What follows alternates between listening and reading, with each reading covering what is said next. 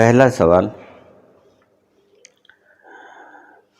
बाबा जी गुरु लोग शिष्य बनाते वक्त शिष्य की परीक्षा कैसे करते हैं?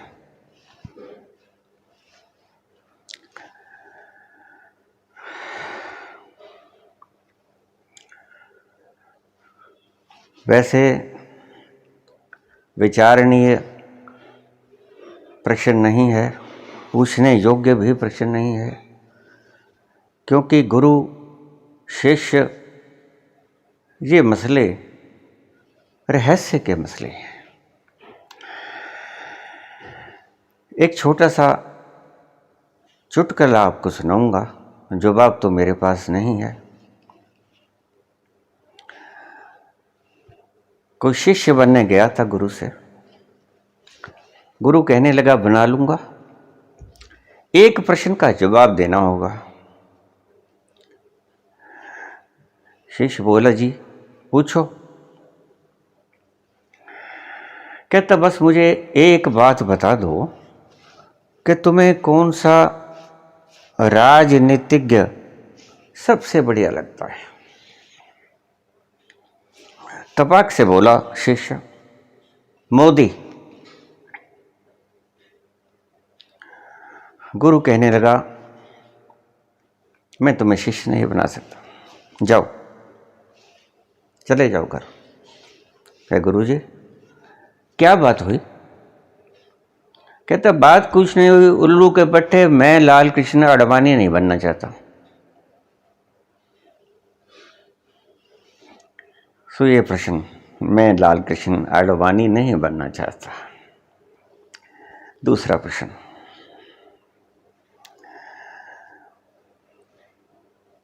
सुशांता अहमदाबाद से पूछा, बाबा जी मेरे घुटनों में दर्द रहता है, बड़ी दवाई बूटी की,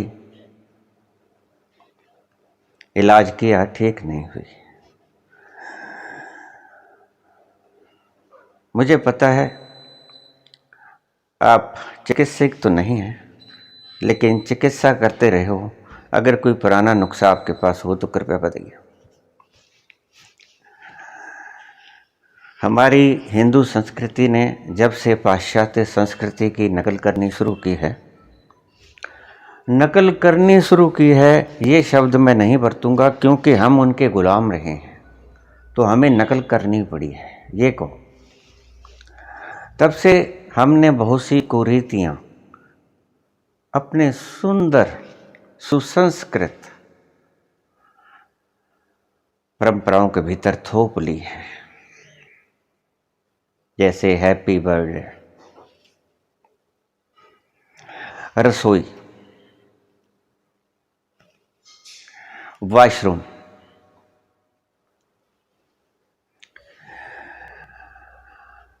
मर्द हो या स्त्री, करीब करीब आज के युग में ये बीमारी आम है।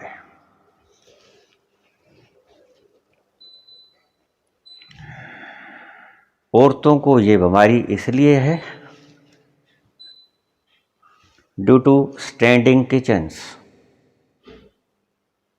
खाना बनाने की प्रथा जो हमने परंपरागत रूप से चला रखे थे, उसकी जगह खड़े होकर रोटी बनाने की परंपरा शुरू कर दी गई है। पाश्चात्य संस्कृति क्या होता है, उसे औरतें खड़ी रहती हैं, चाय बनाना है, दूध गर्म करना है, सब्जी रोटी, कोई मेहमान, मतलब कहने का ये है कि दर्द और कार्बन डाइऑक्साइड, ये दो चीजों का घर है रसोई, स्टैंडिंग रसोई। जो प्रदूषित कार्बन डाइऑक्साइड होती है, जो खाना बनाते समय उस रसोई घर में फैल जाती है, गृहिणी लगातार उसका सेवन करती है, जिससे कि आमतौर से औरतों को सांस की तकलीफ होती है। इसके लिए मैंने बताया कि सुबह उठ के हर गृहिणी 100 श्वास लंबे लंबे खींचे शुद्ध वायु में। छत पर चले जाए, आसपास कोई बाग बगीचो हो, 100 कम से कम, ज़्यादा कर सकते हो अपनी सेहत के अनुसार। 100 श्वास ऊंचे ऊंचे खींचो, पूरे फेफड़े भर के जोर से, और जोर से छोड़ो। बस आपके दिन भर की रसोई के कार्बन डाइऑक्साइड की ये पूर्ति कर देगा। ये बात आप याद रखो। अगर बिल्कुल सुबह आपको वक्त ना मिलता हो तो थोड़ा सा सूरज निकलने से पहले या आध घंटा बाद तक आप ये क्रिया कर सकते हो, शुद्ध ऑक्सीजनेटेड होने की प्रक्रिया। बाग बगीचे में करो तो बहुत बढ़िया रहेगा। अगर कुछ भी नहीं है तो छत पे चले जाओ, घर के ऊंचे ऊंचे श्वास लो, 100 श्वास लो। लेकिन एक ध्यान में रखना, श्वास लेना है नाक से, छोड़ना है मुंह से। श्वास लेना है नाक से, छोड़ना है मुख से। इससे आपको रसोई घर की कार्बन डाइऑक्साइड से दूषित इफेक्ट से छुटकारा मिल जाएगा करीब करीब। दूसरा, जो आपने कहा कि पैरों के जोड़ों की समस्या है,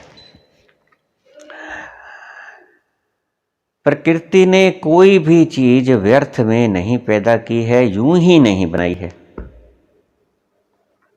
सो ध्यान से सुनना मेरी बात को। जितने भी जोड़ हैं हमारे शरीर के, चाहे वो पाँव का है, चाहे वो घुटनों का है, चाहे वो उंगलियों का है, हाथों या पाँव की उंगलियां, चाहे वे हाथों का है, कोहनी है, चाहे वो शरीर का है, जैसे हमारी रीढ़ की हड्डी है, ये मुड़ सकती है। गर्दन है, गर्दन इधर उधर हो सकती है। ये सब किसी कारण से बनाए हैं।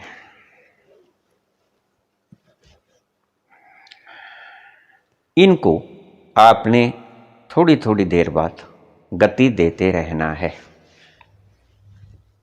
जो स्टैंडिंग रसोई है उसमें गृहिणी को लगातार खड़े रहना पड़ता है। लगातार खड़े रहते रहते जो पाँव में खून की गति पाँव की तरफ हो जाती है, और ज़्यादा गति होने के कारण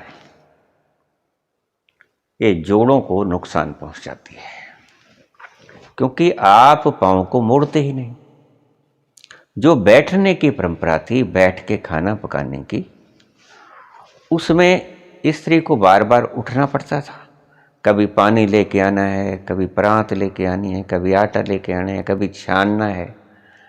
तो उसमें पाँव के ये हिस्से मुड़ते रहते थे। उकड़ू बैठ के जो आटा है वो गूंथना है। ये चौकड़ी मारे मारे तो आप आटा गूंथ भी नहीं सकते। उठना बैठना, कभी आटा लेके आना, कभी टंकी में बूरा गिराना है। पाँव के इन जोड़ों की हिलजुल होती रहती है। खून का सर्कल उसके आसपास, जोड़ों के आसपास भी घूमता है। खड़े रहने से खून की गति बराबर उसी जगह के ऊपर होती रहती है जहां पर लगातार चल रही है। सो इनको मोड़ना आवश्यक है। बैठकर खाना पकाने की परंपरा से कभी आप चौंकड़ी मार लेते थे, कभी आप उकड़ू बैठ जाया करते थे, कभी खड़े रहना पड़ता था, कभी खड़े होकर फिर बैठना पड़ता था। ऐसे पाँव के जोड़ों की वर्जिश होती रहती थी। और आप तो जानते हैं आज ऐसा दिन है कि गृहिणी को करीब करीब अपनी दिन का आधा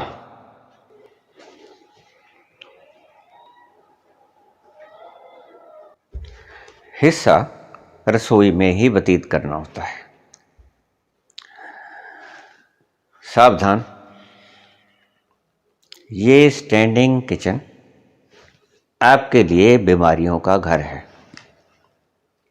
लेकिन क्या करें, फैशन है, क्या करें।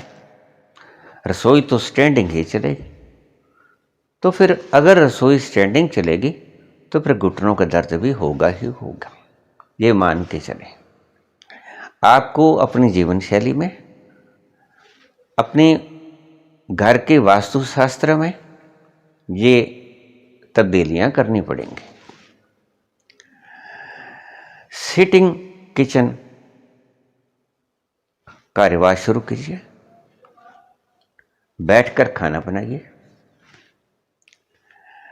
बैठकर खाना पकाने से आपकी करीब करीब ये जोड़ों की समस्या, पांव के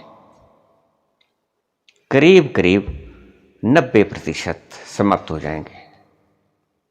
लेकिन देखिए, अगर आपके ये गोडे पहले से ही खराब हो चुके हैं तो उसके लिए मेरे पास कोई दवा नहीं। उसके लिए आप फिजिशियन से कंसल्ट करें। मैं बचने के उपाय बता सकता हूं। बैठकर रसोई पकाने से आपकी समस्या नहीं के बराबर रह जाएगी। बैठकर रसोई पकाने से आपकी समस्या नहीं के बराबर हो जाएगी।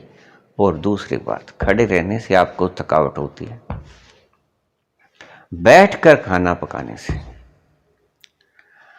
आपके शरीर का रीढ़ की हड्डी का भाग भी झुकता रहेगा। कभी बेलनी है रोटी, कभी रोटी को तवे पे डालना है, इससे रीढ़ की हड्डी भी फ्लेक्सिबल होगी, मुड़ती रहेगी। लेकिन जैसे ही आप खड़े होकर खाना पकाते हो,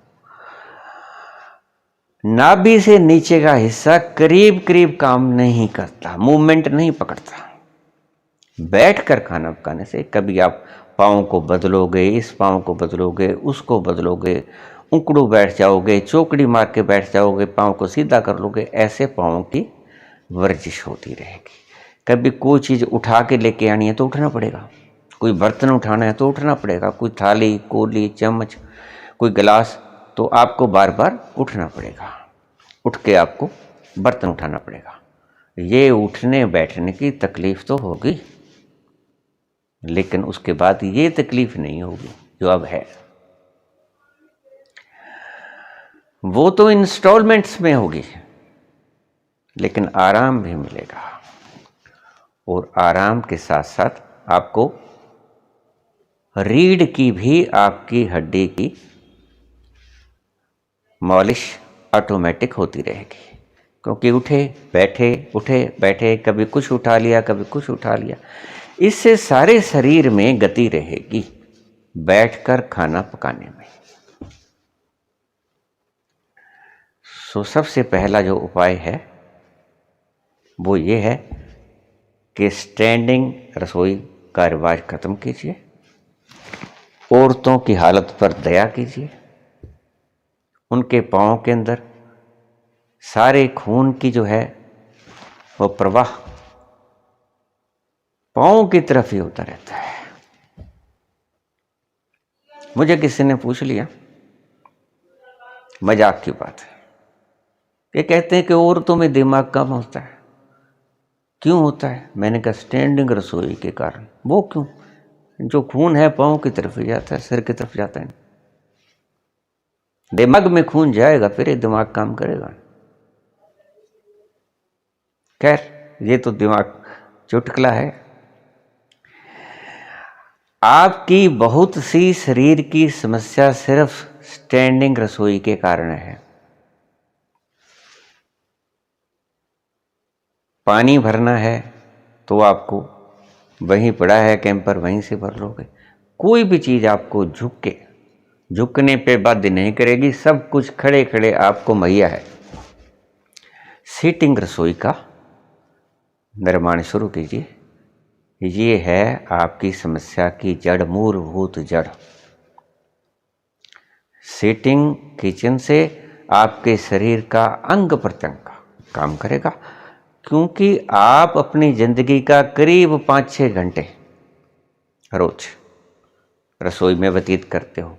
ये तो है आपके जोड़ों का दर्द, चाहे जोड़ कोई भी हो, सारे जोड़ काम करेंगे। बाकी आप फुर्सत के वक्त इन जोड़ों को, जितने भी जोड़ हैं, पाँव के, हाथों के, ये घुटनों के, इनको थोड़ा थोड़ा हिलाते भी रहें कि आदत डाल लीजिए जब भी आप फुर्सत में हो। दूसरा, जो औरतें नौकरी पेशा करती हैं, क्योंकि आजकल अक्सर ज़्यादा औरतें नौकरी पेशा करती हैं, वो ना तो घर में पोछा लगाती हैं। पोछे लगाने से आजकल कुछ भी नहीं है। आप जाते हो, कुर्सी पे बैठ जाते हो, सारा दिन ऑफिस वर्क चलता है, वहाँ घुटनों के मुड़ने की कोई संभावना नहीं। घर में ना बुहारी लगाई, ना पोछा लगाया आपने, घुटने को तो मोड़ा ही नहीं। जब मुड़ा ही नहीं घुटना तो दर्द तो होगा ही, स्वाभाविक है। मैं ये नहीं कहता कि आप काम छोड़ दीजिए, नहीं, काम कीजिए, ऑफिस में जाइए, लेकिन ऑफिस में अगर आप जाते हो, घर में खाना नहीं पकाते हो, कुक पकाता है, तो फिर आपको व्यायाम करना होगा। हिंदू धर्म में पूजा करने की जो पद्धति है, ईसाई धर्म में, इस्लाम में, उसमें भी शरीर का ख्याल रखा गया है।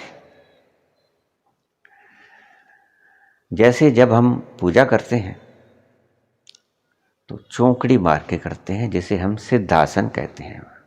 उनमें गोडे मुड़ जाते हैं, घुटने मुड़ जाते हैं।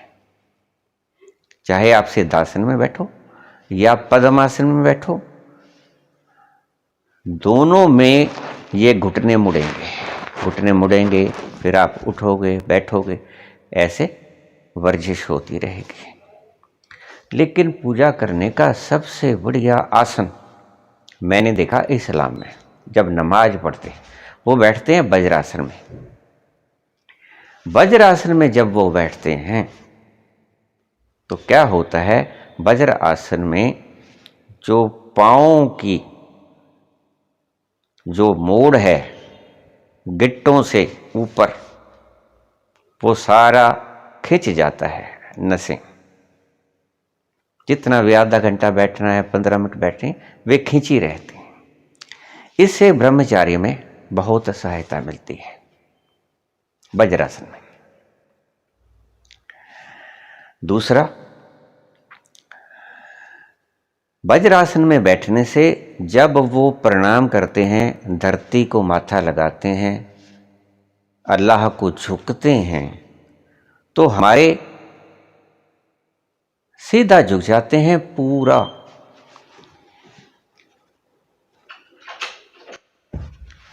पूरा नहीं झुकते।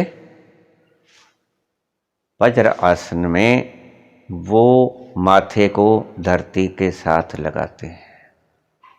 और ऐसा नहीं है कि बस झुक लिए, हम तो थोड़ा झुक लेते हैं, उठ जाते हैं, ऐसा नहीं होता। मुस्लिम धर्म में, इस्लाम में वज्रासन पे बैठ के आप गौर से देखना, जब नमाज पढ़ते हैं, नमाज अदा करते हैं जुमे की,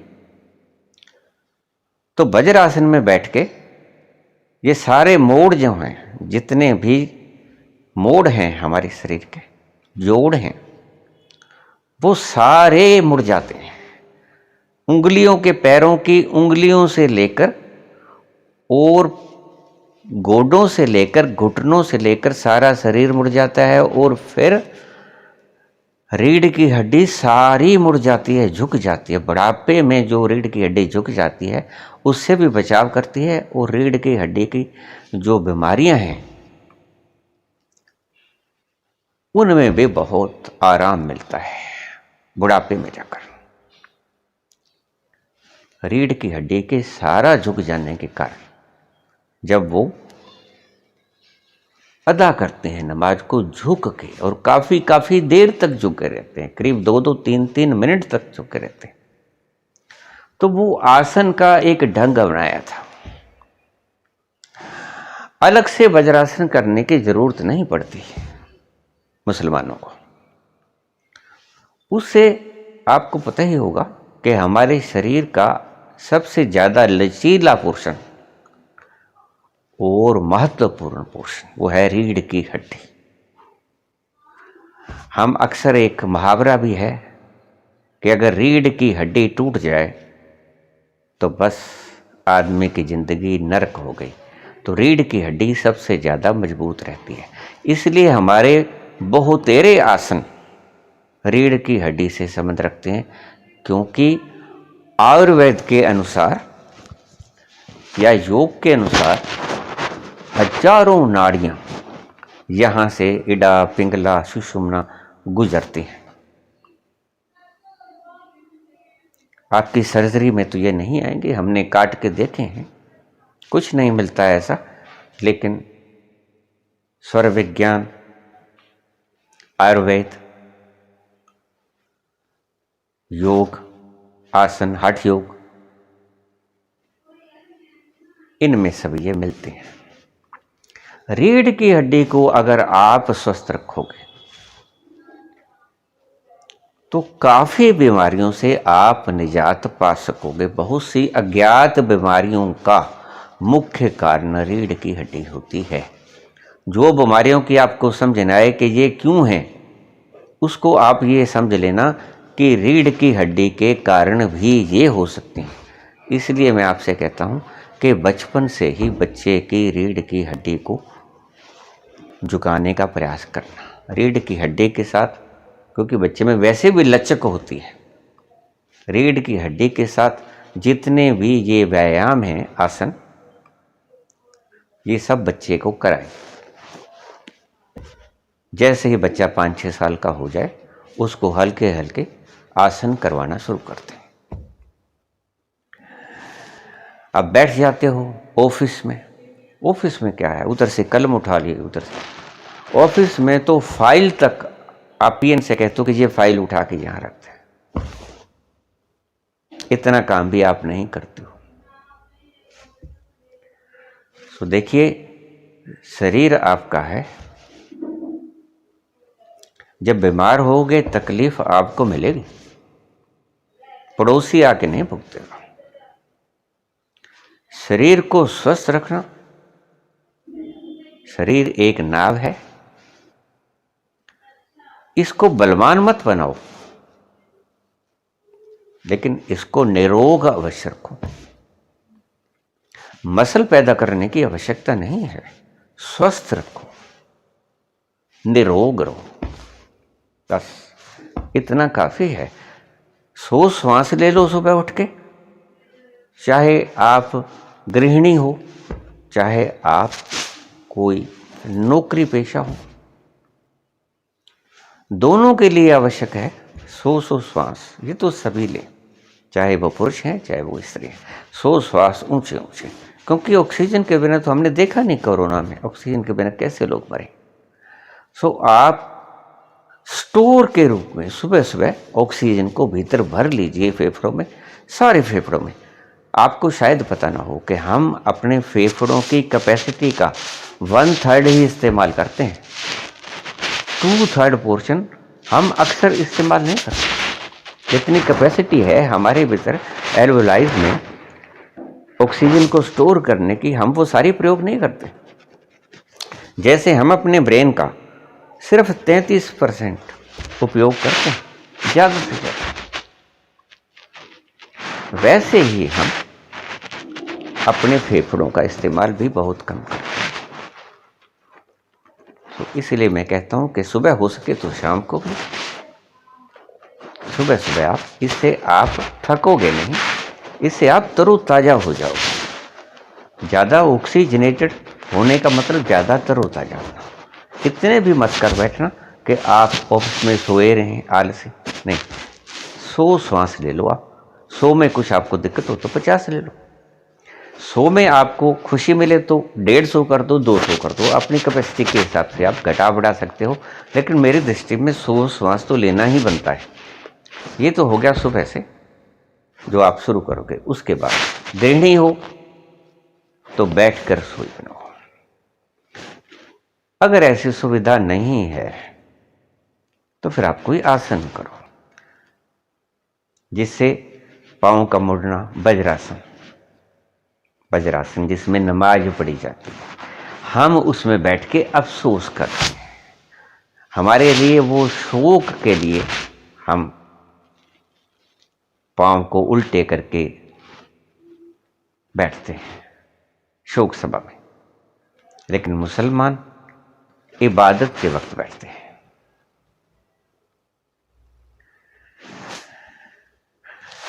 वज्रासन में बैठ जाओ खुली हवा में जितनी देर बैठ सको, और यहां पर रक्त संचार को आप जॉइंट्स में प्रवेश करने दो। या एक और भी फार्मूला है कि अपने बेड के ऊपर लेट जाओ और बार बार पाँव को उठाओ, गोडों को उठाओ, उठा के सारे को मोड़ लो, फिर सीधे कर दो, फिर मोड़ लो, फिर दूसरा मोड़ लो, फिर दूसरा, ऐसे करके 10-15 मिनट तक ये आप कर सकते हो। ये कोई आसन नहीं है, ये वैसे ही एक्सरसाइज है। इसमें क्या होगा कि आपकी जो भीतर की ग्रीस है उसमें ब्लड का फ्लो होगा और आपका जो जॉइंट है वो रिलैक्स हो जाएगा। मसल रिलैक्सेंट का काम करेगी ये वर्जिश। तो इससे कुछ अगर 60 वर्ष की उम्र में हुआ है तो 70 में 80 में इतने साल ज़्यादा काट जाएंगे। लेकिन सही फार्मूला तो बैठ कर रसोई पकाने का है, उसमें आपको पता ही नहीं चलेगा। आप अपना दायित्व भी निभा दोगे और आपकी वर्जिश हो जाएगी।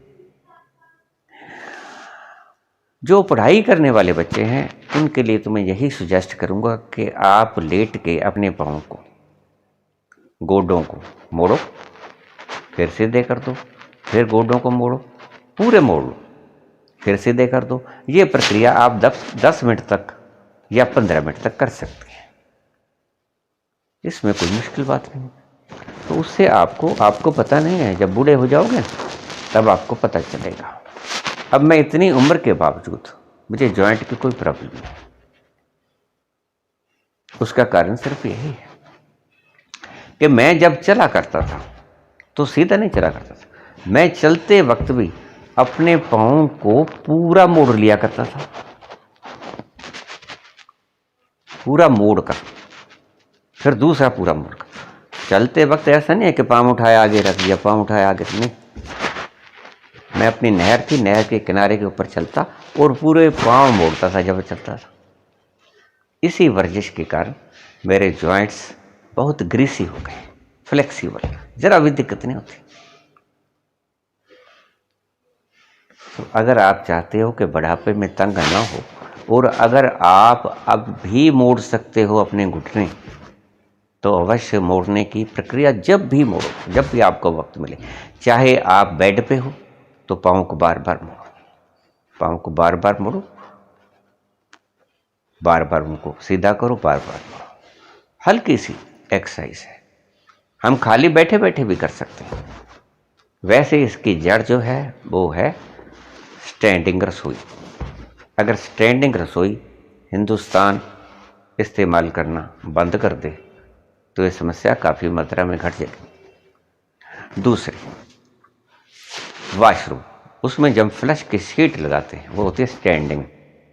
हमारे बुजुर्गों ने बड़ी सुंदर व्यवस्था, शौच मल त्याग के वक्त हमें घुटनों के बल बैठने की आसन बताई थी। आज हम भूल गए, फ्लश की सीट पर जाकर बैठ जाते हैं। घर में अगर सीट लगवाओ, बुढ़ापे के लिए तो जो बूढ़े हो चुके हैं बैठ ही नहीं सकते, उनके लिए तो स्टैंडिंग लगवा लो, मजबूरी है। लेकिन बच्चों के साथ ऐसा दुर्व्यवहार मत करो, क्योंकि बुढ़ापे में आपको वो गालियां निकालेंगे। स्टैंडिंग शीट का इस्तेमाल ना करो, इंग्लिश शीट का इस्तेमाल ना करो, बैठने वाली सीट लगवाओ। हमारे बुजुर्गों ने सनातन आदि सनातन मल त्याग का यही फॉर्मूला था। जैसे ही आप मल त्याग करते वक्त बाएं पांव पर पैर पे जोर दोगे तो आपके भीतर कॉन्स्टिपेशन की बीमारी भी नहीं रहेगी। बाएं पांव पर जोर दे दो थोड़ा सा, दांतों को भींच लो, इससे दांत मजबूत होंगे।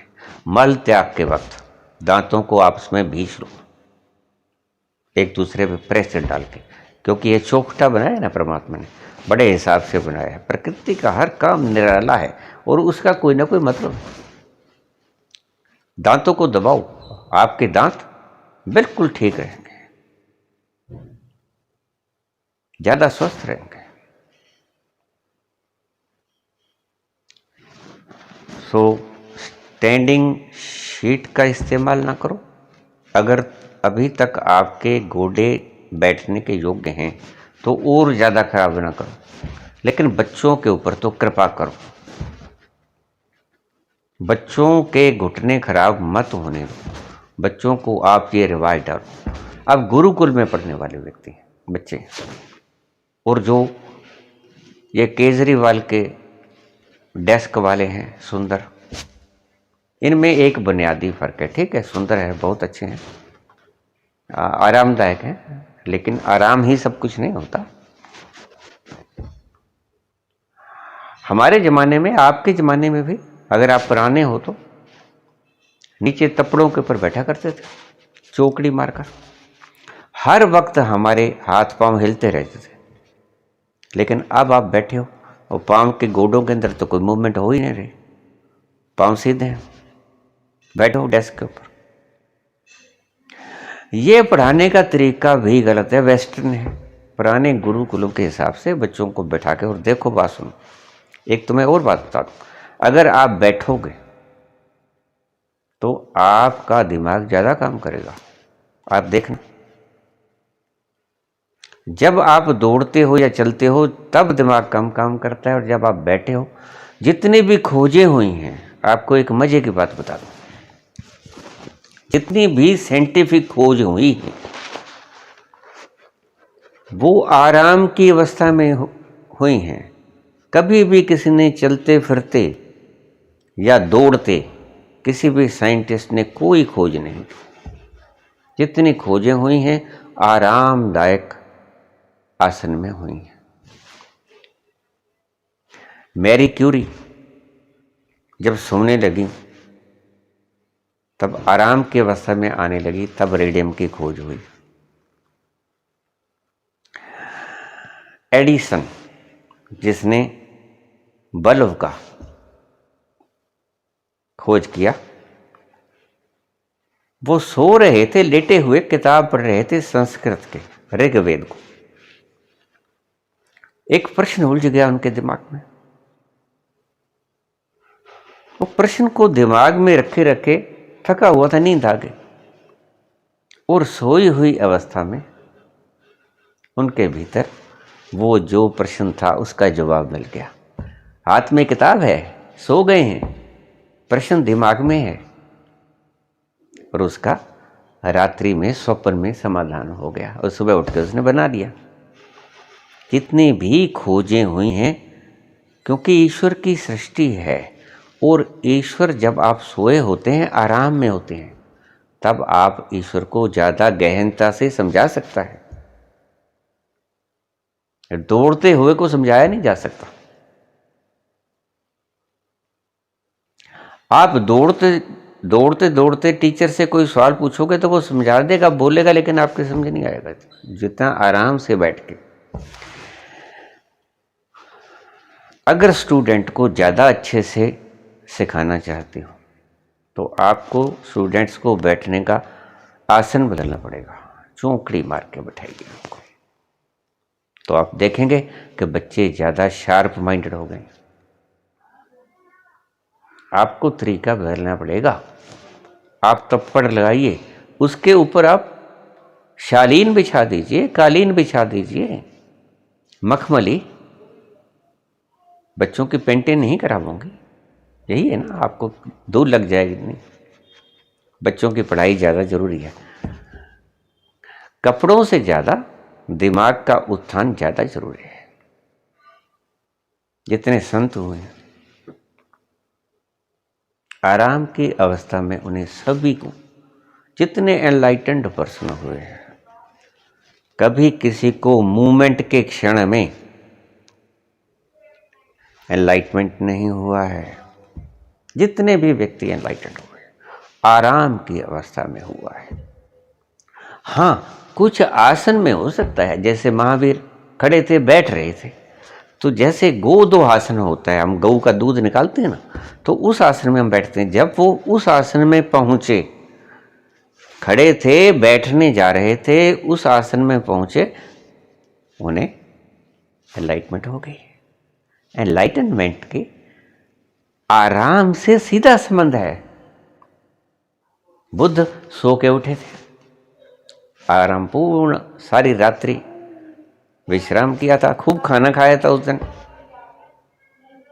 खूब भारी भारी खाना खाया था, खीर, पूड़ियां, हलवा। सुजाता नाम की एक स्त्री 1 वर्ष पहले उस बोधि वृक्ष के नीचे मन्नत मान के गई थी कि अगर मेरे पुत्र हो गया तो हे बोधि बाबा, हे बोड़ बाबा, मैं अगले वर्ष तुझे भोग लगाने आऊंगी, प्रसाद खिलाऊंगी। तो उसके बेटा हुआ था। उसके बाद जैसे वो चलने फिरने लगी, उसने बाबा की न्याज निकाली और बोधि वृक्ष के आगे आ गई। नीचे बैठे थे महात्मा बुद्ध, भूखे, और उसी दिन उनका भरम टूटा था। बोधि वृक्ष के नीचे बैठे बैठे उन्होंने उपवास रखना शुरू कर दिया। हालांकि अनार कलाम ने, उसके गुरु ने, उसको उपवास की परंपरा सिखाई तो थी। जैसे मुस्लिम धर्म में उपवास बड़े लंबे चलते हैं, पूरा पूरा महीना रमजान का उपवास में चलता है, पूरे 30 रोजे होते हैं। और गर्मी का महीना होता है, आपको पता है, पानी भी नहीं पीना। कैसे सरे पानी के बिना, गर्म चिलचिलाती धूप। इसका कारण था, मुसलमान धर्म में इसका कारण का उल्लेख नहीं किया गया, एक्सप्लेनेशन नहीं की गई है, मैं करूंगा किसी वक्त, लंबा विषय है। तो रमजान के रोजों का अर्थ क्या है ये मैं समझाऊंगा किसी वक्त। तो बताया तो था अनार कलाम ने, आपको पता होगा कि बुद्ध के जो गुरु है वो मुसलमान थे, अनार कलाम उनका नाम था। और लंबे उपवास बताए थे, क्योंकि खुद वो रखा करते थे रमजान के रोजे, तो लंबे उपवास उन्होंने रख लिए। राजकुमार थे, कभी भूखे रहे नहीं थे, शरीर को आदत नहीं थी, इतना एनर्जी स्टोर नहीं किया था शरीर ने, क्योंकि शरीर बड़ा होशियार है, वो समझता है कि ये व्यक्ति कभी भूखा भी रह सकता है। तो वो उसी तरह की प्रकृति भीतर कर देता है स्टोर बनाने की। जैसे आपको पता होगा, रेगिस्तान के भीतर ऊंट होता है, ऊंट। ईश्वर को पता है कि रेगिस्तान में पानी तो होता नहीं, कि पता नहीं कितने दिन इसको पानी ना मिले, तो उसके भीतर एक उसने टैंक बना रखा है। तो जब पानी पीता है ऊंट, तो देखना बहुत पानी पी जाता है। वो क्या होता है, पानी स्टोर करता है भीतर, टैंक में भर लेता है, क्योंकि प्रकृति जानती है कि इसको पानी नहीं मिलेगा, ये रेगिस्तान का प्राणी है। तो उसके भीतर प्रकृति ने, मैंने पहले कहा, प्रकृति तुमसे ज़्यादा होशियार है, प्रकृति तुमसे ज़्यादा होशियार है। खुद होशियारी मत करो। सहस सियाणपा लख होवे तो एक न चले नाल। तुम अपने आप को सियाना समझते हो नहीं, बेवकूफ हो, मूर्ख हो, पागल हो। प्रकृति सियानी है, जैसे प्रकृति कर रही है उसके हिसाब से अपने आप को चलाओ, स्वस्थ भी रहोगे और खुश भी रहोगे। प्रकृति के मध्य बैठा करो। ऊंट के भीतर एक स्टोर है पानी का, तो जब वो पानी पीता है तो जितनी प्यास होती है उतनी तो होती ही है, उतनी तो डेफिशिएंसी होती है पानी की, वो तो पूरी कर ही लेता है ऊंट। तो फिर स्टोर करने के लिए उसके भीतर टैंकियां बनी हैं, थालियां, वो सारा भर लेता है, क्योंकि प्रकृति जानती है कि ऊंट को पानी मिले मिले ना मिले, पता नहीं कितने दिन रेगिस्तान में दूर दूर तक पानी नहीं है, चिलचिलाती धूप। तो ऊंट अकेला प्राणी है जो बहुत दिनों तक बिना पानी के काट लेता है, अकेला ऊंट।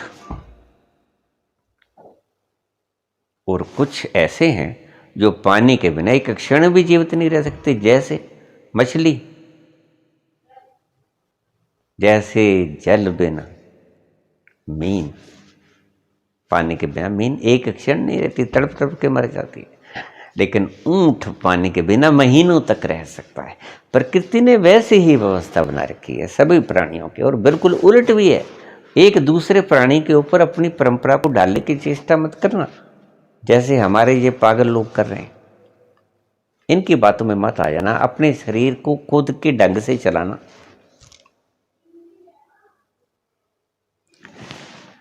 सो बच्चों को बैठकर शिक्षा दो।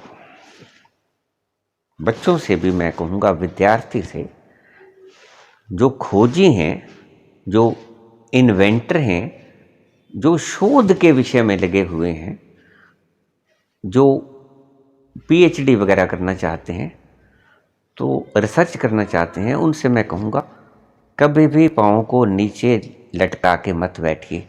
जब भी आपने पढ़ना हो, बैठ के चौकड़ी मार के, वज्रासन में बैठ के या सिद्धासन में बैठ के, जैसे भी आपको आरामदायक सुखासन में बैठ के, पाँव को नीचे मत रखिए, लंकने मत दीजिए, पाँव को लटकाइए मत। मैं बचपन में जब पढ़ाई करता था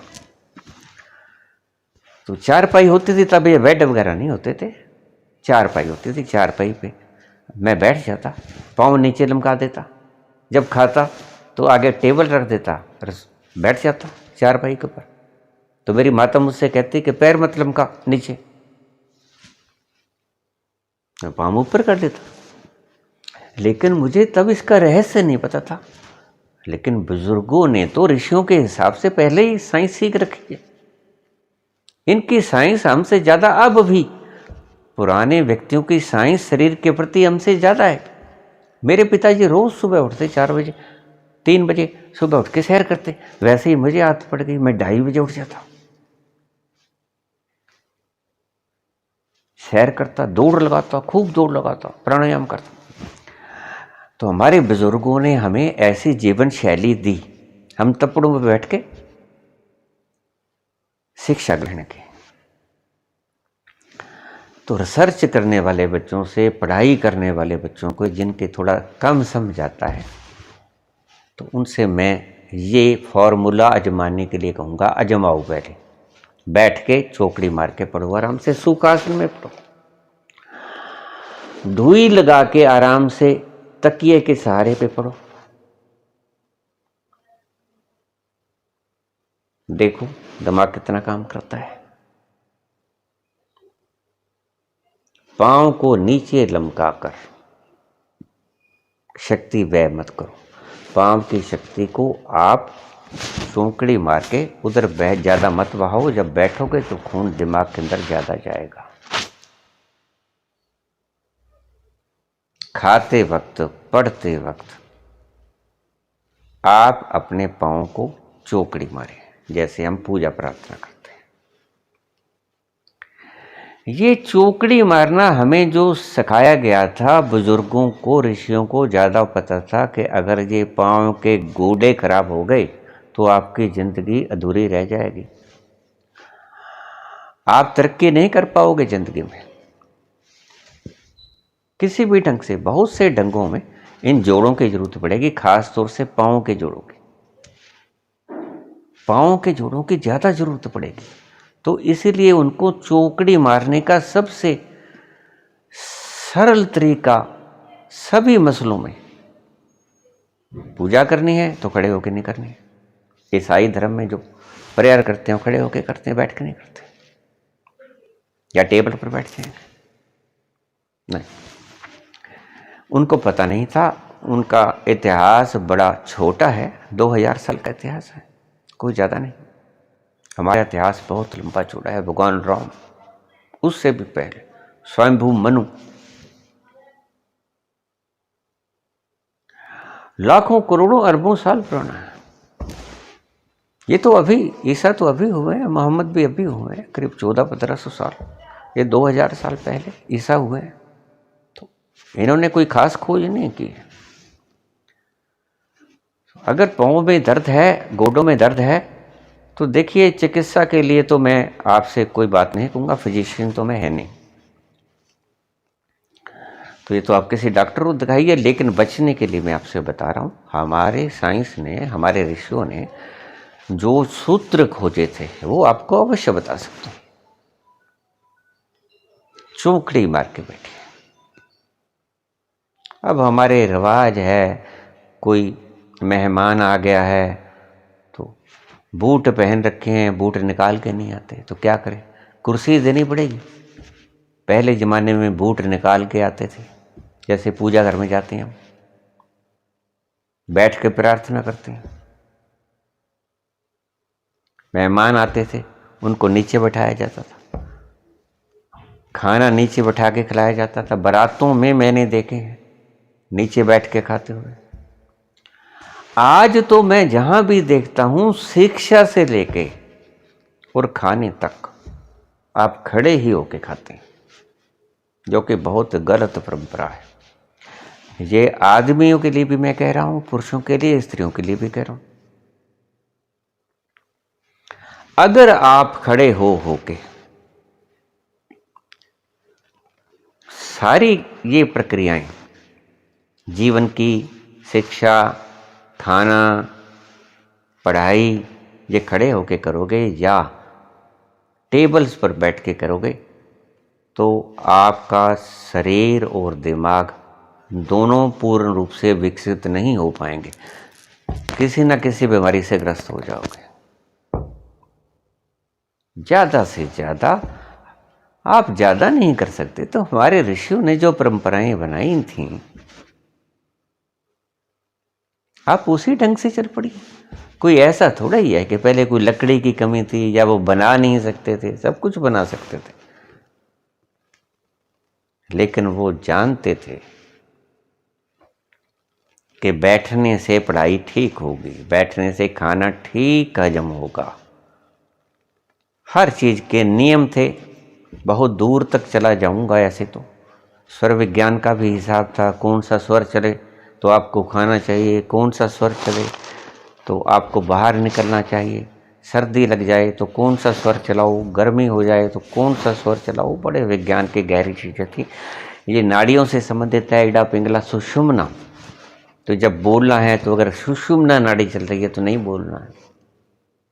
क्यों नहीं बोलना है? क्योंकि सुषुम्ना नाड़ी के चलते हुए आप जो कहोगे वो सत्य हो जाएगा।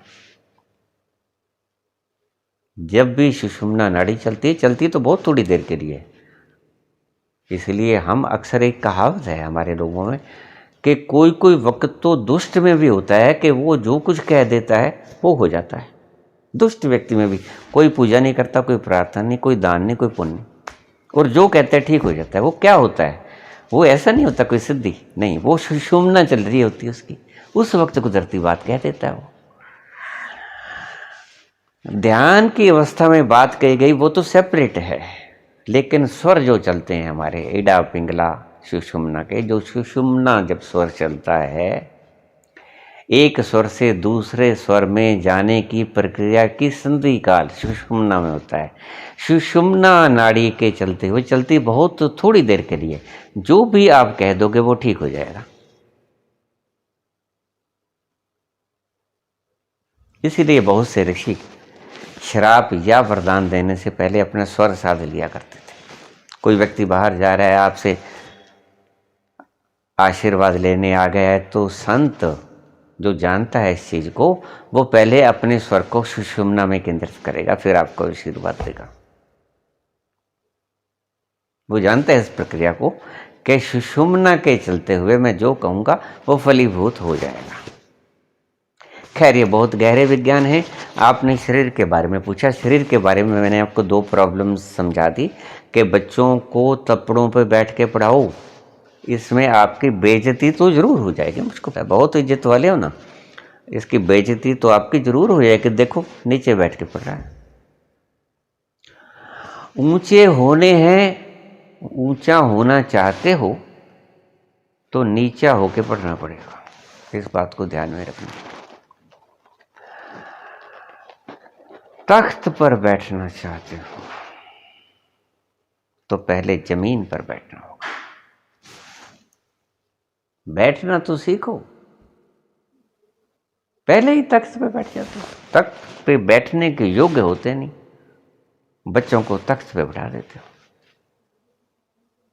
बच्चों को नीचे बैठा के पढ़ाइए।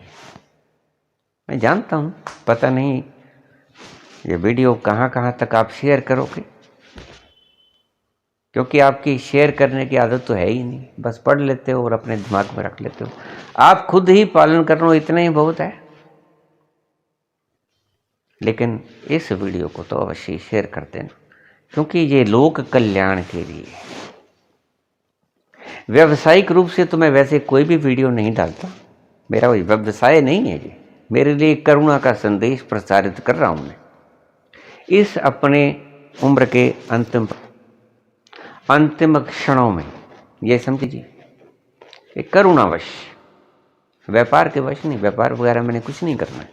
मैंने जो सीखा अपनी ज़िंदगी में उसका तथ्य आपको बताना है, उसका तत्व आपको बताना है, मेरा और कोई प्रयोजन नहीं।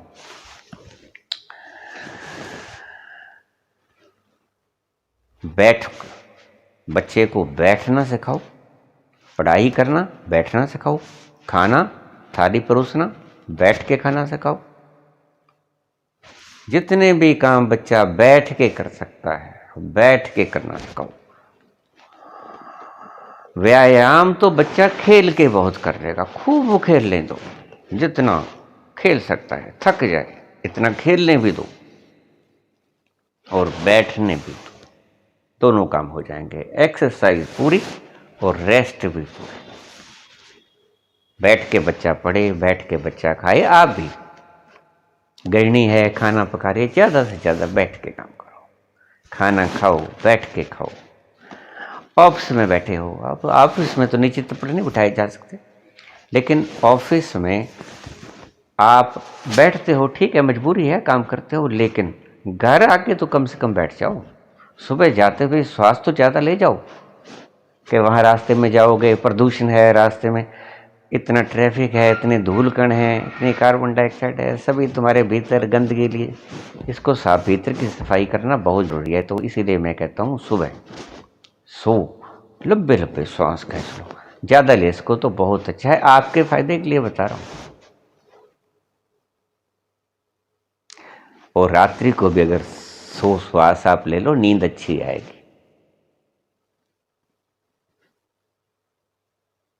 बाईं करवट सोने का प्रयास करो, बाईं करवट।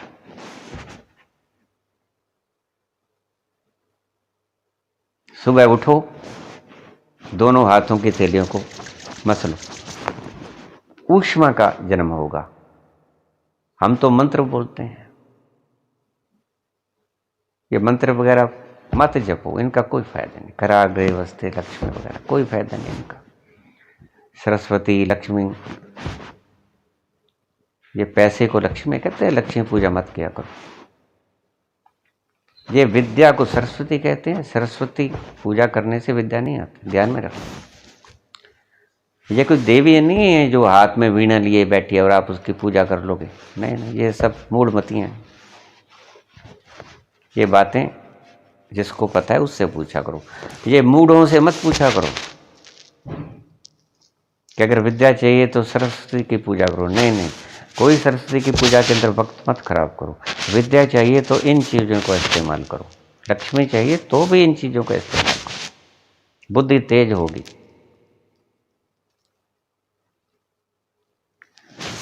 बल बुद्धि विद्या, इन चीज़ों का आप देवियों की पूजा के अंदर नहीं ये चीज़ें मिलेंगी। आप दुर्गा पूजा कर लोगे, आप में शक्ति आ जाएगा, नहीं नहीं, ऐसा कुछ नहीं है। आप दुर्गा पूजा तो आपकी व्यायाम है, व्यायाम करो, एक्सरसाइज करो, पूजा करो ना करो वो आपकी श्रद्धा की बात है। मैं आपको रोकता भी नहीं हूँ और मैं आपको फोर्स भी नहीं करता। सरस्वती पूजा की जगह आप ये नियम अपनाओ, पूजा करते रहो, मुझे कोई तकलीफ नहीं पूजा से, तो आपकी श्रद्धा है। लक्ष्मी पूजा मत करो, व्यापार करो, काम धाम करो। विदेश में कौन करता है, चाइना में कौन करता है, खा जाते हैं सब कुछ, लक्ष्मी का वाहन तक खा जाते हैं। और गणेश जी का वाहन तो आपको पता है, चीनियों का स्वादिष्ट व्यंजन है, पता है ना। इसीलिए अपना नाम चीनियों का, देश का नाम भी चे से शुरू होता है। और आदमियों का नाम अक्सर आप देखोगे चे से शुरू होगा, चाओ इन लाई, चू चू चिंग, देखो आप चे से शुरू होगा, ज्यादा नाम चे से शुरू होंगे। उनका खाने का जो मुख्य व्यंजन है वो भी चे, चूहा। चूहा खाते हैं, मैं मजाक नहीं कर रहा हूँ। चूहा खा जाते हैं, सांप खा जाते हैं, कॉकरोच खा जाते हैं, जिससे आप डरते हो। वो कितने कितने उनके पाँव होते हैं, आप तो डरते हो, वो खा जाते हैं। तो बहादुर कौन है? बहादुर तो वो ही हुए ना। आप अहिंसक हो सकते हो, बहादुर वो है। खैर, इन चीजों का इस्तेमाल करो। Seating, seats, seating, kitchens, seating study, seating भोजन, पढ़ाई और पूजा तो बैठ के ही करते हैं। आप तो आजकल तो पूजा भी खड़े होके करने लग गए।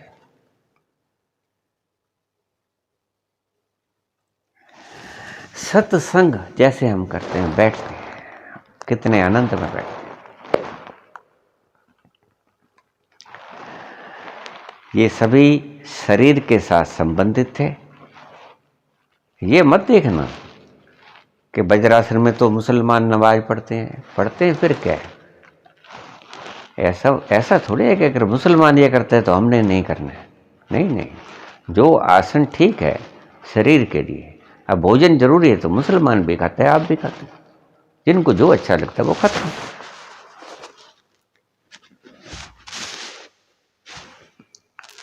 तो अगर आपको जोड़ों की तकलीफ है तो ये काम कीजिए। बाकी डाइट की बात है वो डाइटिशियन से पूछिए। मैं तो सिंपल खाने के हक में हूँ। सिंपल फुल्का, दलिया, रोटी, खिचड़ी, दूध, मक्खन, घी, इन चीज़ों के लिए कहूँगा मैं तो मसालेदार चीज़ मत खाओ। मैं स्वयं तो नमक भी नहीं खाता, नमक भी नहीं खाता, मसालों की तो बहुत दूर की बात है। तो आप इन चीज़ों का पालन कीजिए। हिंदुस्तान की बहुत सी बातें परंपरागत बड़ी अच्छी ऋषियों की खोज है, और उस खोज पे आप चलिए और देखिए जिंदगी कितनी आनंदित हो जाती है। आप भूल गए हैं अपने संस्कारों को, अपनी सभ्यता को, अपनी संस्कृति को भूल गए हैं। आपने नाता तोड़ लिया है, इसलिए आप अराजक बन गए। दूसरी संस्कृतियों को मत मानिए। ये जैसे आज बर्थडे मनाते हैं, कुछ दिन पहले मैंने एक वीडियो देखी, उसमें बर्थडे मनाते हुए आदमी ही मर गया। क्या बर्थडे हुआ? बर्थडे मना रहे हो, भगवान का कीर्तन रखवाओ, कुछ बुद्धि उस तरफ लगे, थोड़ा पाप कर्म उस वक्त में न करो, ईश्वर की तरफ ध्यान रखो।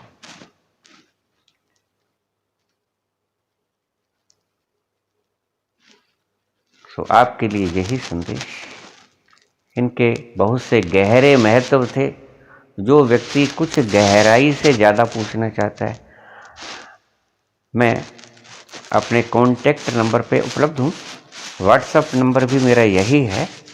आप व्हाट्सएप नंबर पे आप समस्या डाल सकते हो, चाहे आध्यात्मिक है, चाहे मानसिक या शारीरिक है। आध्यात्मिक प्रश्नों का जवाब तो मैं आपका करीब करीब सभी का दे दूंगा, लेकिन शारीरिक और मानसिक, इनका मैं डॉक्टर तो नहीं हूं, लेकिन जैसा मुझे पता लगा, समझ में आया, आपको जरूर मैं गाइड करूंगा। हाँ, आध्यात्मिक प्रश्न आप जो चाहे मुझसे पूछ सकते हैं। धन्यवाद।